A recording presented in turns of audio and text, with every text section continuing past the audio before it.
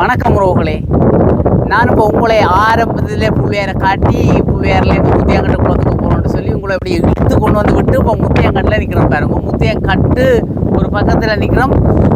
இந்த முத்தியங்கட்டுன்னு சொன்னால் இது முல்லைத்தீவு மாவட்டம் ஒன்று எல்லாருக்கும் தெரியும். முல்லைத்தீவு மாவட்டத்தில் ஒட்டு சுட்டா பிரதேச செயலக பிரிவிலே ஒரு பெரிய குளம் இல்லையே, பெரிய குளம், இதுதான் பெரிய குளம்.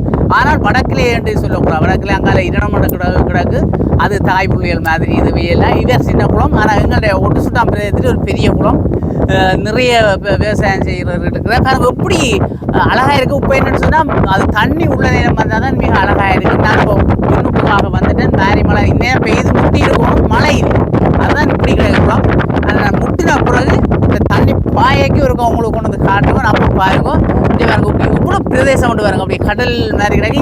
இங்கே பாருங்க, இந்தியாவில் பார்த்தீங்கன்னா கிட்ட இப்படி பாருங்க, இவ்வளவு பள்ளத்துக்கு கிடக்குன்னு பாருங்க, இவ்வளவு அங்கால அப்படியே மற்ற சோலைகள் பாருங்க, அப்படியே நிறைஞ்சு காணப்படும். இவ்வளோ உயரத்தில் நான் நிற்கிறேன்றதை பாருங்க, இவ்வளோ அழகாக இருக்குது.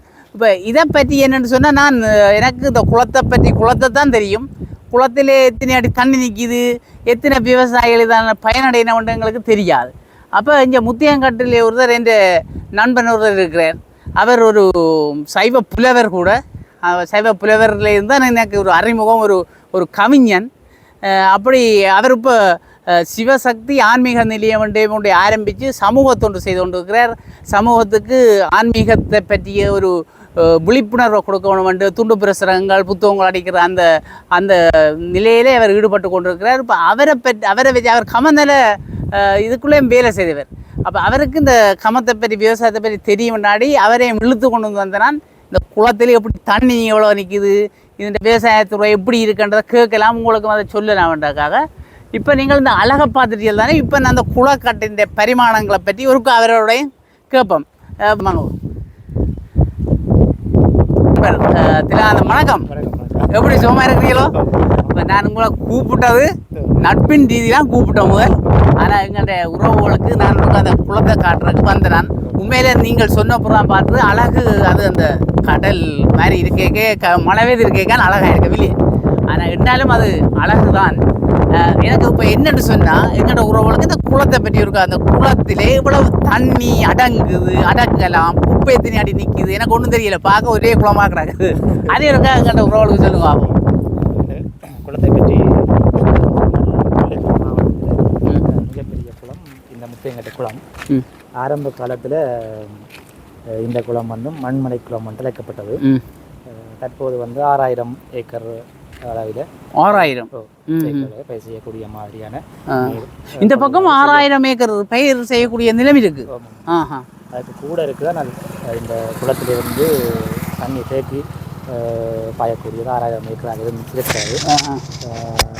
பல்வேறு காலங்களில் யுத்த சூழ்நிலைகள், இடப்பெயர்வுகள் காரணமாக இந்த நீர் கொள்ளல் வாய்க்கால் வந்து சரியாக இல்லாமல் காரணமாக அந்த ஏக்கர் வந்து குறைவாக இருந்தது.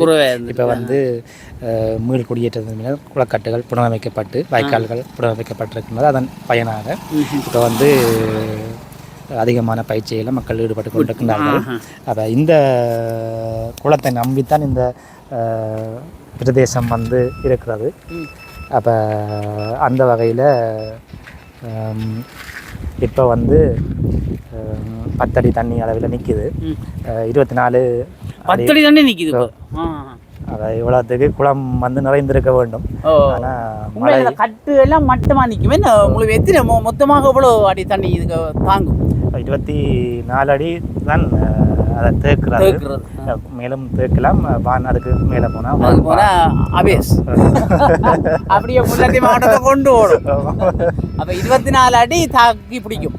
பிறாண்டு பிடிச்சோண்டு நிற்கும். 24 அடியே அது கொஞ்சம் கஷ்டப்பட்டு எங்கள்ட மக்களுக்காக நிற்கும் பிடிக்கொண்டு. அதுக்கு மேலே விட்டியல் என்றால் என்னால் முடியாதா போகக்கூட ஆகும். தண்ணியும் கட்டும் ரெண்டு விட்டு விட்டுரும். ஆகையினாலே அப்போ அது பரவாயில்ல. அப்போ இதில் இன்னும் ஒன்று என்னன்னு சொன்னால், இது இந்த கட்டு வந்து இயற்கையாக அமைந்த கருங்கல் பாறையின் மேலே கட்டப்பட்டிருக்கு. அப்போ அதால் வந்து இந்த கட்டு உடைக்கிற கஷ்டம். அப்போ இந்த கட்டுக்கு நேரம் கருங்கல் பாறை முதல் இருக்குது, அதுக்கு மேலே மண் போட்டு. ஓஹோ. அப்போ முந்தைய அரசர்கள் அந்த அப்படியான இடங்கள் பார்த்து தான் கட்டி வைக்கணும். அதாவது வந்து இது வந்து இந்த குளத்துக்கு வர பேராறு அந்த பேராற்றை மறுத்து கட்டின ஒரு அணைக்கட்டு. அந்த பேராறுலேருந்து வர தண்ணியை மறைச்சி இதுக்குள்ள தேக்கி வைக்கிறதா நோக்கம்.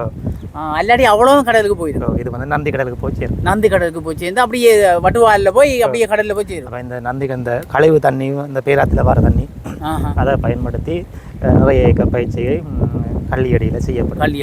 கள்ளியடி என்று புதுக்குடிப்புக்கு அங்கோன போகுது இந்த தண்ணி. புதுக்குடிப்புக்கான அப்போ எங்களோட திராந்த பதிவில் சொல்கிறாரு என்னடா புதுக்குடிப்பு நான் நினைக்கிறேன் இப்படி புதுக்குடிப்பு இதுலேருந்து 15-20 கிலோமீட்டர் அங்கால போகுது. பேருந்து கழிவு தண்ணியெல்லாம் அப்படியே போய் வட்டுவாலுக்கும் போகுது. நந்தி கடல் தான் விளங்கு எங்களுடைய ஆக்களுக்கு. நந்தி கடலுக்கால போய் வட்டுவால் போய் தானே போகும். பெருங்கடலுக்கு போய் சேரும். எல்லாம் அப்படியே ஒரே போகுதானே. அதான் பராக்கிரம பாவு தான் சொன்னேன். ஒத்து துளி நீரை கூட நாங்கள் கடலுக்கு வீணாகப்படக்கூடாது. அவற்றை அந்த குற்றுப்புறதான் இந்த திட்டங்களே அந்த குளங்கள் கட்டி தேக்கி வச்சு விவசாயிகளுக்கு ஒரு நல்ல வேலையை செய்திருக்கிறாங்க. இது என்ன இது போல எல்லாம் இது வந்து இது வான் கதவு திறக்கிற இது. கதவு திறக்குது. கேபிள். இது கேபிள். இந்த கேபிள் என்ன இதே சுத்த இந்த கதவை திறக்கும். தண்ணி கூட வந்தால் இதை திறந்து விட்டா கொஞ்சம் ஓடுவோம். அதான் குறைக்க. அதுக்கு மேலால வரும். இப்போ தண்ணி கூட வரைக்கும் இந்த கதவுக்கு மேலால தண்ணி பாயும். மாறி நேரம் வந்தா இப்போ இந்த கதவுக்கு மேலால தண்ணி பாயும். இதை மேல காண மூடலாம். தண்ணி கூட கூட மூடுவோம். இப்போ இது மட்டும் தாக்கும். இது முன்னே கொஞ்சம் கீழே 22 அடி 2 வான் கதவை திறந்தால் அங்கால வந்து மக்கள் இடம்பெற வேண்டி வரும். ரெண்டே திறந்து விட்டா சரி, மக்கள் கொஞ்சம் இடம்பெறும். ஃபுல்லாக திறந்தா கருவேலங்கண்டல் அந்த பண்டல் வன்னி அந்த பகுதி இதெல்லாம் இடம்பெறும். ஓஹோ, அப்படியெல்லாம் பெரிய ஒரு அளவாக தான் திறக்கிற இஞ்சால கொஞ்சம் பார்ப்போம். இப்படியே போவோம். இஞ்சால வந்தால் இஞ்சால இது என்ன இது குளம்? இது கீழே பாலம் மாதிரி இருக்கா?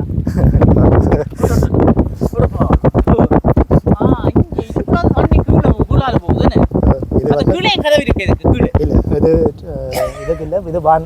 இது மறைச்சி வச்சிருக்கேன். வான் கதவு. இது சீமேந்தால அப்படி மறைச்சிடு கட்டு. சரி. அதுலேயே ஒரு கதவு இருக்கு. அங்காலையும் இதே மாதிரி கதவு இருக்குது. இஞ்சாலி ஒன்று இருக்குது. இப்போ கதவு வான் கதவு இது தண்ணி மட்டம் கூடைக்கு அந்த வான் கதவு பாரு தண்ணியை பாய ரெண்டே ஒன்றா திறக்கவும் கூடாது. வான் கதவு அளவா திறந்து அல்லாடி இடப்பெயர் போல எல்லாம் வந்துடும்.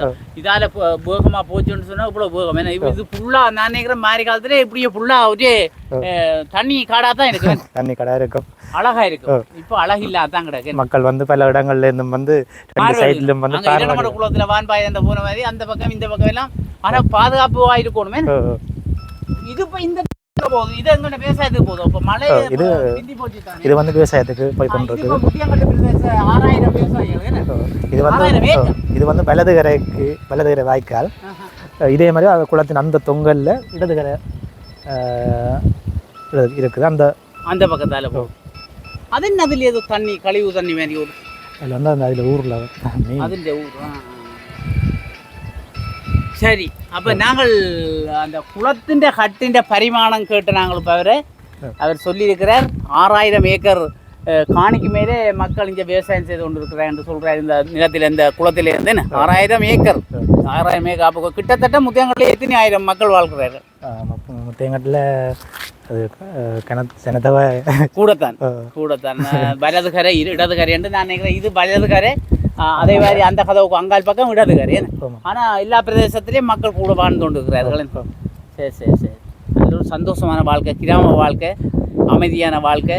அந்த குளத்தின் அழகர பக்கம் பாருங்க இந்த மாதிரி அழகாக இருக்கு. அழகு, உண்மையிலே அழகு கொஞ்சம் ஒரு அருமையான இடம். இதுவளையெல்லாம் விட்டுட்டு மக்கள் அப்படியே ஒதுங்கி நகரப்புறங்களுக்கு போய் நரகத்தை அனுபவித்து கொண்டிருக்கிறாங்க இல்லையா? அழகான புல்வெளி ஒன்று தெரியுது அங்கே பாருங்க, அப்படியே பாருங்க, அது ஒரு புல்வெளி, அழகான புல்வெளி, அலகரை என்று சொல்கிற இடம் புல்வெளி மிகவும் அற்புதமாக இருக்குது. இதுக்குள்ள எல்லாம் அந்த பட்டை மரங்கள் தான் நிற்குது. இதுக்கெல்லாம் மீன் பிடிக்கலாத மீன், ஜப்பான் மீன், நல்ல தண்ணி மீன், நல்ல மீன் பிடிக்கிறது. மீன் பிடிக்காரரும் இங்கே மீன் தொழிலை செய்வார்கள் விவசாயிகள்.